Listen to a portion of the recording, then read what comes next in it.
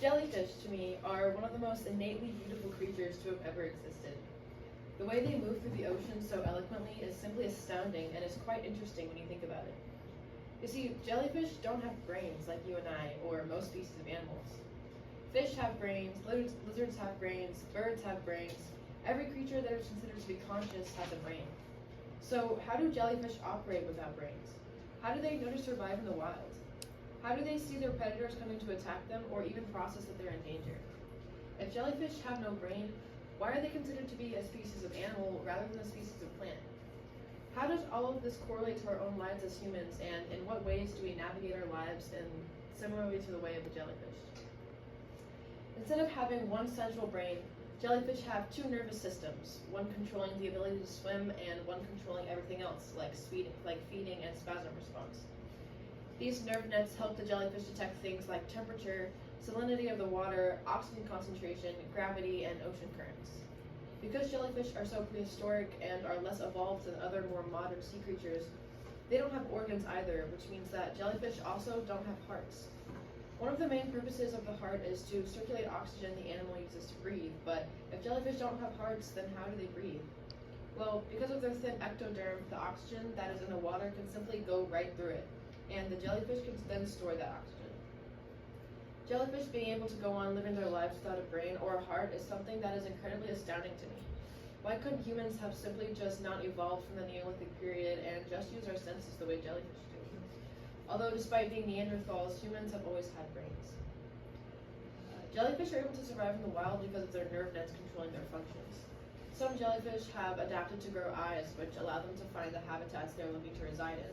Eyes without a brain, that seems nearly impossible. That's another thing that jellyfish and humans have in common. When all seems impossible, humans and jellyfish will always find a way to make things work.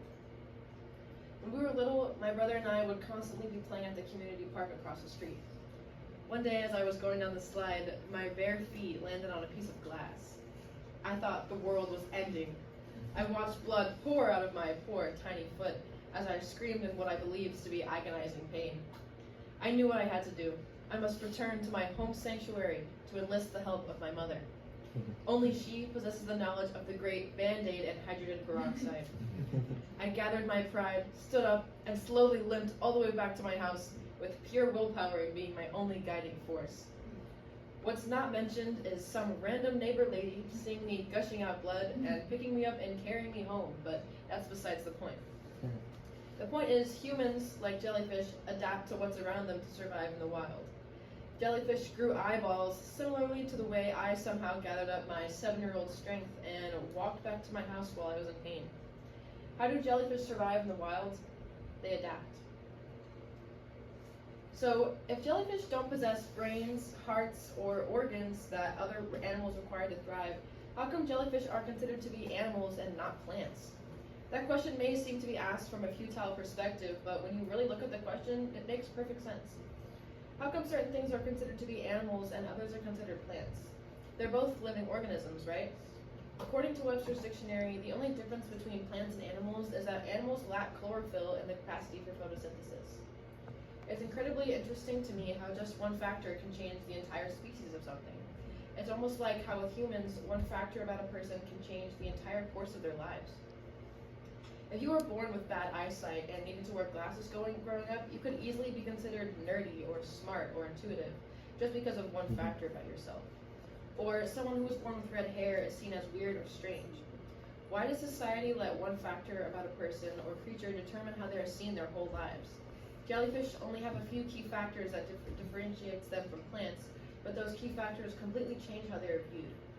Many people view plants as irrelevant and unnecessary, but the second you put something in front of people that they consider to be a true living organism, their whole attitude changes. All living organisms deserve to be treated with respect regardless if it's a plant or an animal. We, as humans, often ignore the identities of creatures we share this earth with. When you take a closer look, these creatures share a lot more in common with us than you might think.